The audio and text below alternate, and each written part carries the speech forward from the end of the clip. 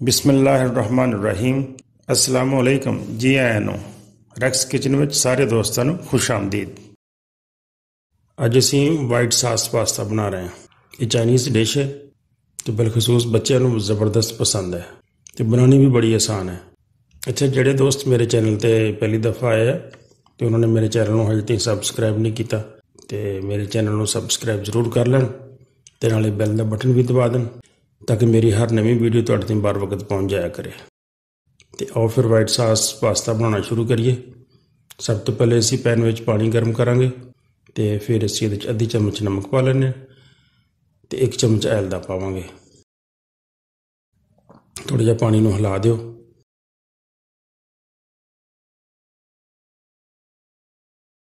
तो हुण तुसीं पास्ता शामिल कर दिओ। पास्ते नूं असीं बॉयल करना है तो इनू आहिस्ता आहिस्ता हिलाना है ताकि पास्ता टुटे ना। ਤੁਸੀਂ ਮੇਰੀ ਵੀਡੀਓ YouTube ਤੋਂ ਇਲਾਵਾ Facebook ਤੇ ਵੀ ਦੇਖ ਸਕਦੇ ਹੋ ਤੇ Instagram ਤੇ ਵੀ ਮੈਨੂੰ ਤੁਸੀਂ ਜੁਆਇਨ ਕਰ ਸਕਦੇ ਹੋ। ਪਾਸਤੇ ਨੂੰ ਬਿਲਕੁਲ ਨਰਮ ਹੋਣ ਤੱਕ ਬੋਇਲ ਕਰਨਾ ਹੈ। ਢੱਕਣ ਦੇ ਕੇ ਅਸੀਂ 4-5 ਮਿੰਟ ਇਹਨੂੰ ਬੋਇਲ ਕਰ ਲੈਂਦੇ ਹਾਂ।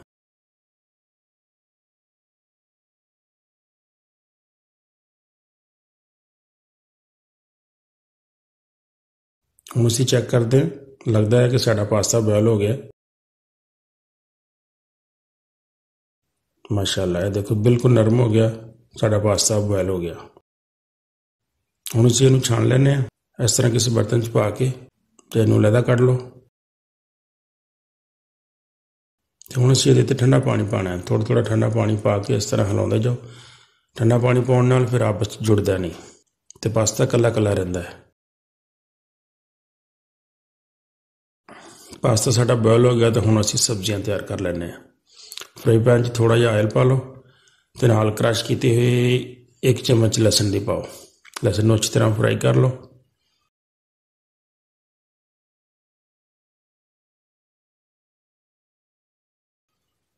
उस तो बाद असीं छोटे छोटे टुकड़े कट के गाजरां दे पा लैंदे हां।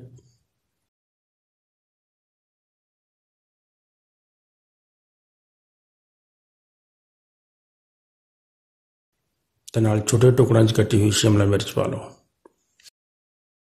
हुण असीं मकई के दाने पावांगे तो मकई के दाने असीं पहले बॉयल करके रखे हुए हैं।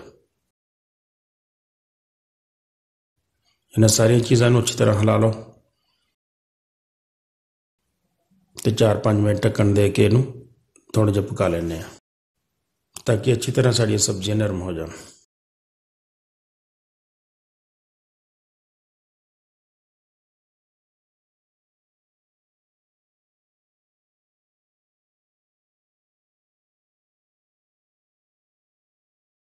साड़ियां सब्जियां तैयार हो गई। इन्होंने असीं किसी अलग बर्तन च कढ लैंदे हां ते इसे बर्तन विच असीं सास तैयार कर लैंदे हां। सास असीं मक्खन च तैयार करांगे। 2 चम्मच मक्खन दे शामिल करो, उन्होंने गर्म कर लो।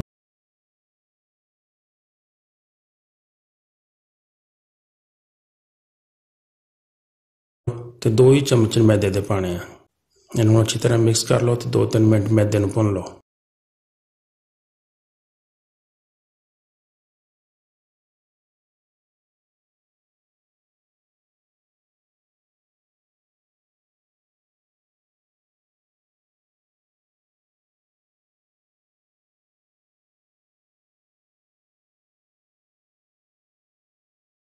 मैदा साडा भुज गया। हुण असीं इहदे विच थोड़ा थोड़ा दुध शामिल करना है।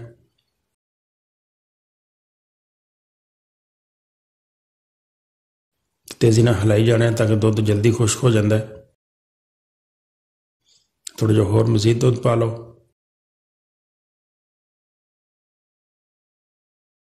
बस तुसीं इन्ना दुध शामिल कर लो कि जिहदे नाल तुहाडी सास अच्छी तरह गाढ़ी हो जाए। हुण असीं विस्क दे नाल इहनूं अच्छी तरह हिलावांगे ताकि गिलटियां वगैरह जड़ियां वो बिल्कुल अच्छी तरह हल हो जाए।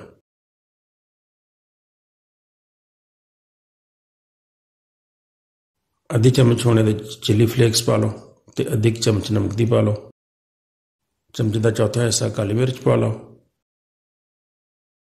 तो चौथा हिस्सा ही सफेद मिर्च का पा लो। इन्होंने अच्छी तरह मिक्स कर लो तो साड़ी वाइट सास भी तैयार हो गई है। ਹੁਣ ਅਸੀਂ ਇਹਦੇ ਵਿੱਚ ਜਿਹੜੀਆਂ ਸਬਜ਼ੀਆਂ ਤਿਆਰ ਕੀਤੀਆਂ ਸੀ ਉਹ ਪਾ ਲੈਂਦੇ ਹਾਂ। ਸਬਜ਼ੀਆਂ ਪਾ ਕੇ ਅੱਛੀ ਤਰ੍ਹਾਂ ਹਿਲਾ ਲਓ।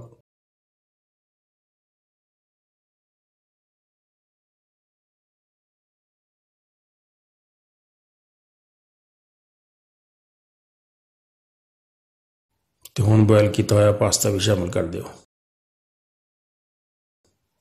ਤੇ ਅੱਛੀ ਤਰ੍ਹਾਂ ਮਿਕਸ ਕਰ ਲਓ।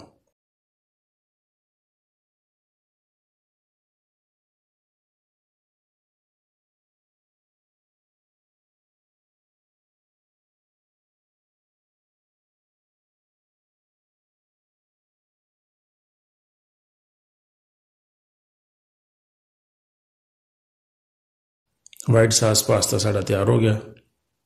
ਮੇਰੀ ਵੀਡੀਓ ਅੱਛੀ ਲੱਗੀ ਹੋਵੇ ਤਾਂ ਵੀਡੀਓ ਨੂੰ ਦੋਸਤਾਂ ਨਾਲ ਜ਼ਰੂਰ ਸ਼ੇਅਰ ਕਰਿਆ ਕਰੋ ਤੇ ਨਾਲੇ ਵੀਡੀਓ ਨੂੰ ਲਾਈਕ ਕਰ ਦਿਓ। ਮੇਰੀ ਵੀਡੀਓ ਨੂੰ ਪੂਰਾ ਦੇਖਣ ਦਾ ਬਹੁਤ ਸ਼ੁਕਰੀਆ। अस्सलाम वालेकुम।